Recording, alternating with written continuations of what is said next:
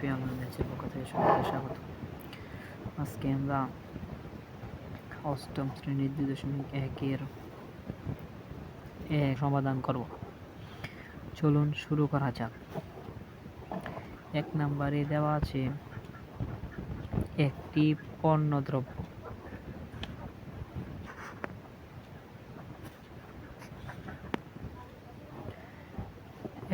পণ্যদ্রব্য বিক্রি করে পাইকারি বিক্রেতার 20% এবং খুচরা বিক্রেতার 20% লাভ হয়। যদি দ্রব্যটি খুচরা বিক্রয় মূল্য 576 টাকা হয়, তবে পাইকারি বিক্রেতার ক্রয় মূল্য কত?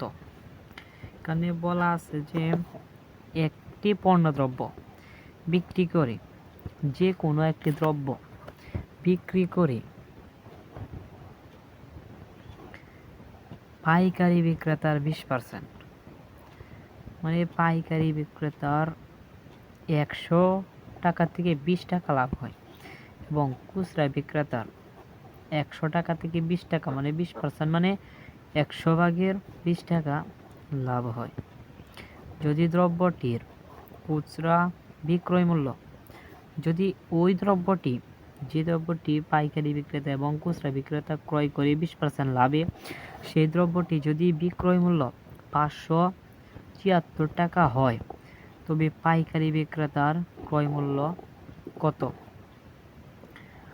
যদি আমাদেরকে ক্রয় মূল্য বের করতে হয়, তাহলে আমাদেরকে প্রথমে বের করতে হবে বিক্রয় মূল্য। তাহলে লিখি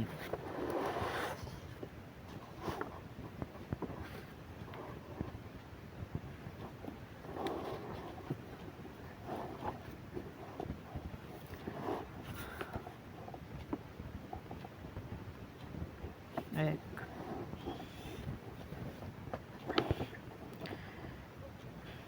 20% লাভে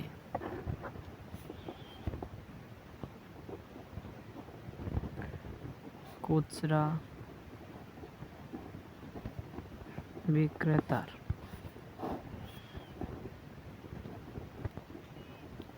ক্রয় মূল্য 100 টাকা হলে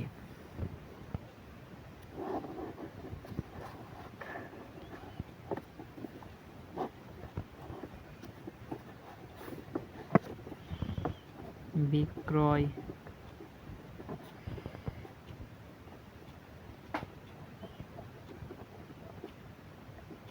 মূল্য 100, লাভ হয়েছে 100 ভাগের 20 টাকা যোগ 20 টাকা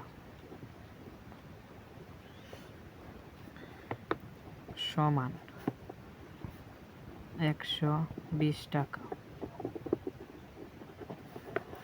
পার্সেন্ট মানে কি?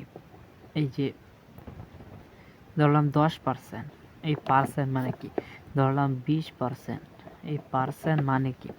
এই পার্সেন্ট মানে হচ্ছে, এই শুধু পার্সেন্ট মানে হচ্ছে 100 ভাগের 1, শুধু পার্সেন্ট মানে হচ্ছে 100 ভাগের 1, আর এখানে 20% মানে 100 ভাগের 1, 20 গুণ 100 ভাগের 1, সমান কত আসে? 20 একে 20, 100 ভাগের 20 টাকা। তাহলে 120 টাকা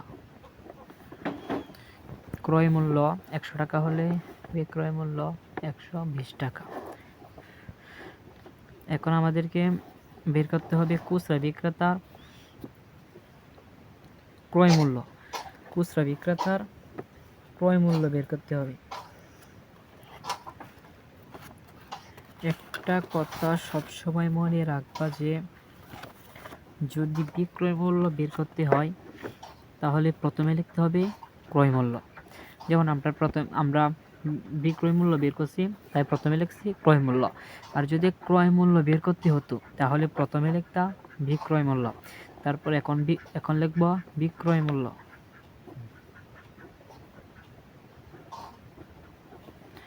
বিক্রয় মূল্য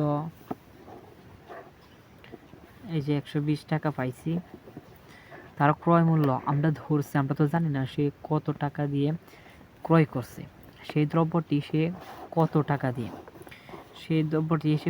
দিয়ে ক্রয় করছে সেটা কিন্তু বলে নাই। সে শুধু বলছে তার কত লাভ হয়েছে, 100 ভাগের 20 টাকা তার লাভ হয়েছে, তার 100 ভাগের 20 টাকা তার লাভ হয়েছে, শুধু সেটা বলছে, কিন্তু কত টাকা দিয়ে বিক্রি করছে তা কিন্তু বলে নাই। তাই আমরা ক্রয় মূল্য ধরেছি 100 টাকা, আর 20% লাভ হয়েছে মানে 100 ভাগের 20 টাকা, তাই এই যে 20 টাকা, এখানে হয়েছে 120 টাকা। এখন লিখব বিক্রয় মূল্য 120 টাকা হলে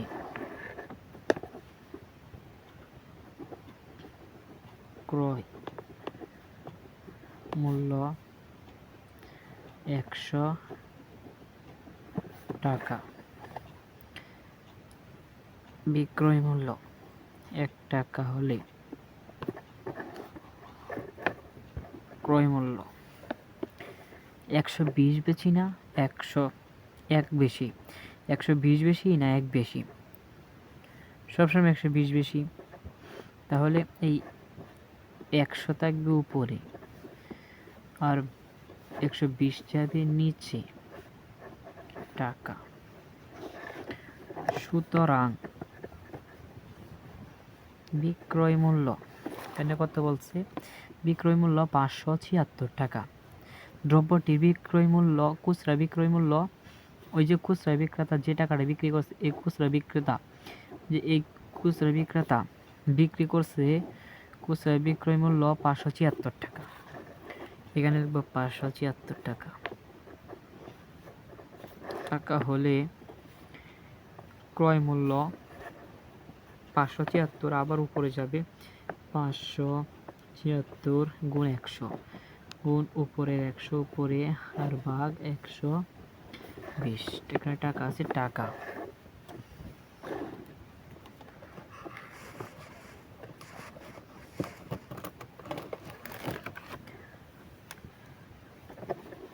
কিবোর্ডের সমাধান করি।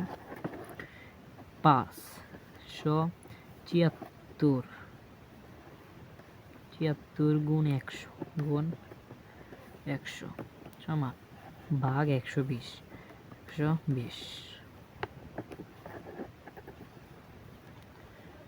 576 গুণ 100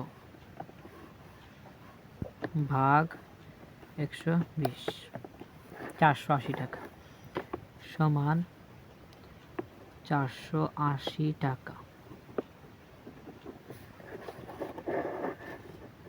এখন এটা বের হয়েছে,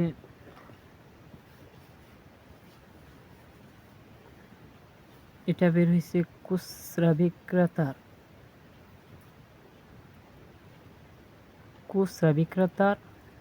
ক্রয় মূল্য, এটা বের হচ্ছে খুচরা বিক্রেতার ক্রয় মূল্য। এখন আমরা বের করব, এখানে কি বলছে যে খুচরা বিক্রেতার বিক্রয় মূল্য যদি 576 টাকা হয়, তবে পাইকারি ক্রেতার ক্রয় মূল্য কত। এখন আমরা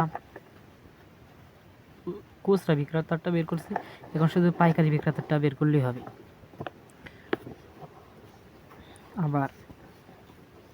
আবার দিয়ে লিখে দিই, আবার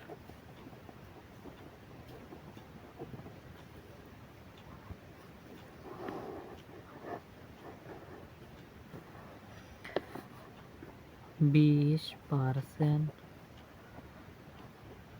লাভে পাইকারি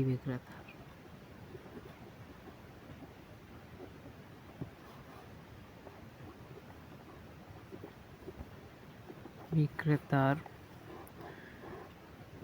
বিক্রয় মূল্য, ওই যে বলছিলাম যদি ক্রয় মূল্য বের করি, তাহলে প্রথমে লিখতে হবে বিক্রয় মূল্য, তার বিক্রয় মূল্য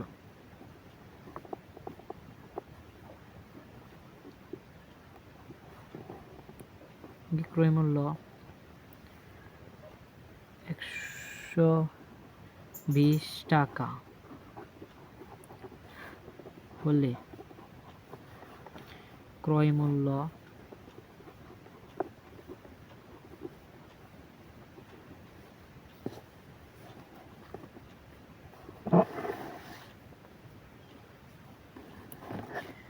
ক্রয় মূল্য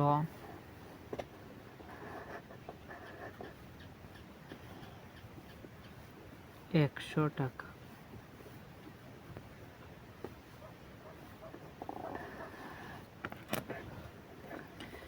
বিক্রয় মূল্য 1 টাকা হলে ক্রয় মূল্য 100 উপরে থাকবে আর 120 নিচে।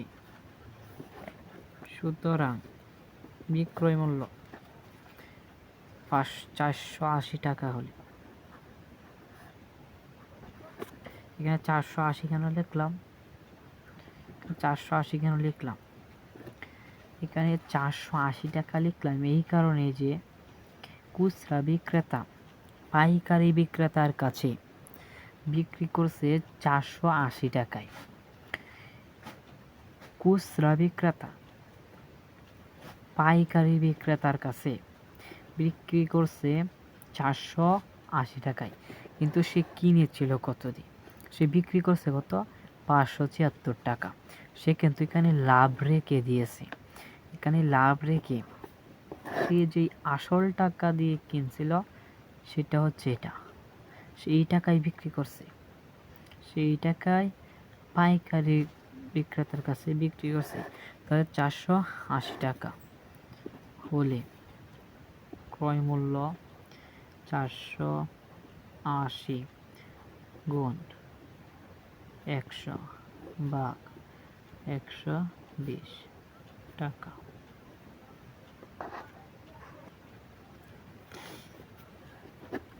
সমান 480 গুণ 100 ভাগ 120, 400 টাকা।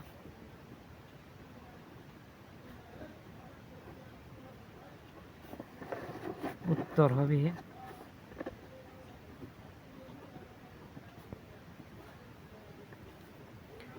400 টাকা।